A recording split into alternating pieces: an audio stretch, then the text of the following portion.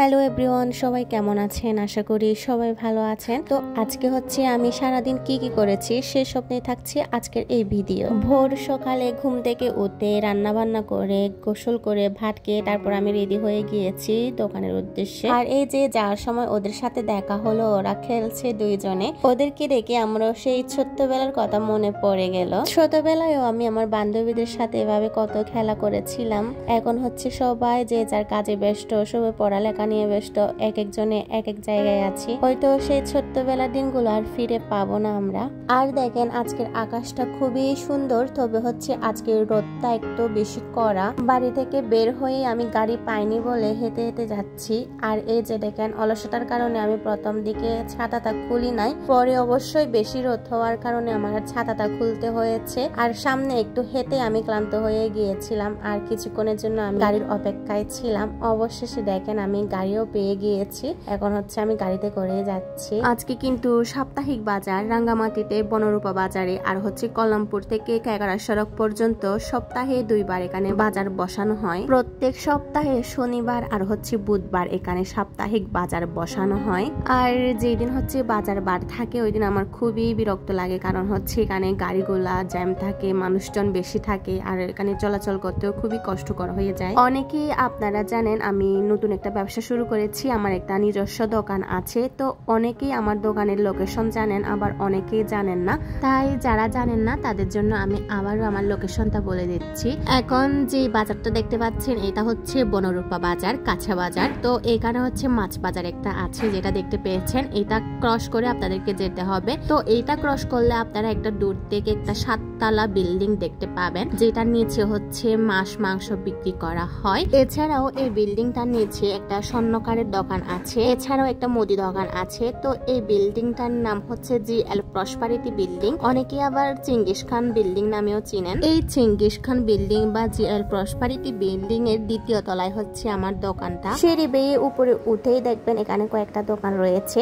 আমার দোকানটা হচ্ছে সিঁড়ি ওঠার পর ডান সাইডে যাবেন, ডান সাইডে হচ্ছে একটা রেস্টুরেন্ট আছে। তো রেস্টুরেন্টের পাশে হচ্ছে আমার দোকানটা, একদম লাস্টে দোকান নাম্বার হচ্ছে 7 নাম্বার। এই যে আমি দোকানের লোকেশনটা দেখিয়ে দিচ্ছি, দোকানের নাম হচ্ছে অর্নি ফেরি ফ্যাশন। এর আগেও কিন্তু আমি কয়েকবার আমার দোকানের লোকেশনটা দেখিয়ে দিয়েছি, এমনকি ভিডিওতেও বলেছিলাম। তো আজকে আবার আমি আপনাদেরকে ভিডিওর মাধ্যমে দেখিয়েও দিলাম আর লোকেশনটা ভালো করে বলেও দিলাম। এত গরমে দোকানে যাওয়ার পর হচ্ছে আমি কিছুক্ষণ রেস্টিং, আর এই যে রেস্ট নেওয়ার পর আমার কাজগুলো কি কি থাকে, প্রত্যেক দিনের কাজ কি থাকে দেখেন ভালো করে। কারণ অনেকেই মনে করেন আমি দোকানে গিয়ে বসে থাকি, শুয়ে থাকি, কোনো কাজকর্ম নাই। তো তাদের জন্য হচ্ছে এই ভিডিওটা। অনেক সময় কাস্টমার আসলে কাস্টমারের যে প্রোডাক্ট গুলো দেখে ওইগুলো হচ্ছে আমি অগোছালো করে রেখে যাই, কারণ এগুলো গোছানোর আমার সময় থাকে না সেই দিন। কারণ হচ্ছে আমি ঠিক সন্ধ্যায় 6টায় বা 6:30টার দিকে আমি বাড়িতে চলে যাই, আর ওইগুলো গোছালে হয়তো আমার বেশি লেট হয়ে যাবে, এই ভেবে আমি আর গোছাই না। তারপরের দিন যখন আমি দোকানে যাই তখন দেখি যে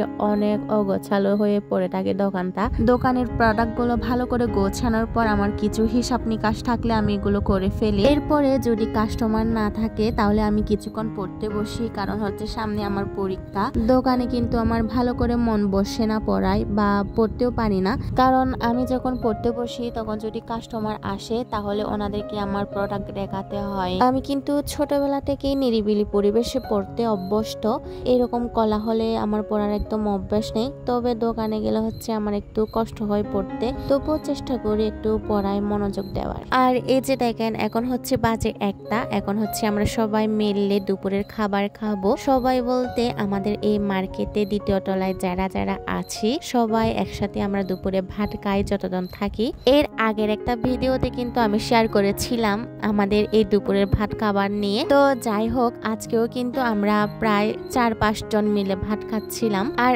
আজকের দুপুরে কি কি আইটেম ছিল দেখেন, কতগুলো আইটেম যেগুলো হচ্ছে আমাদের খুবই পছন্দের, এগুলো হচ্ছে আমাদের আদিবাসীদের পছন্দের খাবার। তো কথা বলতে বলতে আমার দুপুরের খাবার খাওয়া শেষ, এখন হচ্ছে আমি কিছুক্ষণ রেস্ট নেব। তো বিকেল বেলায় আমি কি কি করেছিলাম এসব আমি ভিডিও করার সময় পাইনি। আমি কিন্তু এর আগে অনেকবার ভিডিওতে বলেছিলাম, লাইভে বলেছিলাম যে আমি আমার দোকানটা 6টা বা 6:10-15 মধ্যে আমি দোকানটা অফ করে ফেলি। তো আজকেও তার কোনো ব্যতিক্রম হয়নি, আজকেও আমি 6:10-15 দিকে দোকানটা বন্ধ করে ফেলি। আর এই যে দেখেন অলরেডি রাত হয়ে গিয়েছে। বাড়িতে গিয়ে কিন্তু কিন্তু আবার রাতের খাবার রান্না করতে হবে, আবার পরের দিন সকালে ঘুম থেকে উঠতে হবে, একই কাজগুলো করে আবার দোকানে যেতে হবে। তো আজকের ভিডিওটা এই পর্যন্তই। সবাই সুস্থ থাকবেন, ভালো থাকবেন আর আমার জন্য অনেক অনেক আশীর্বাদ করবেন।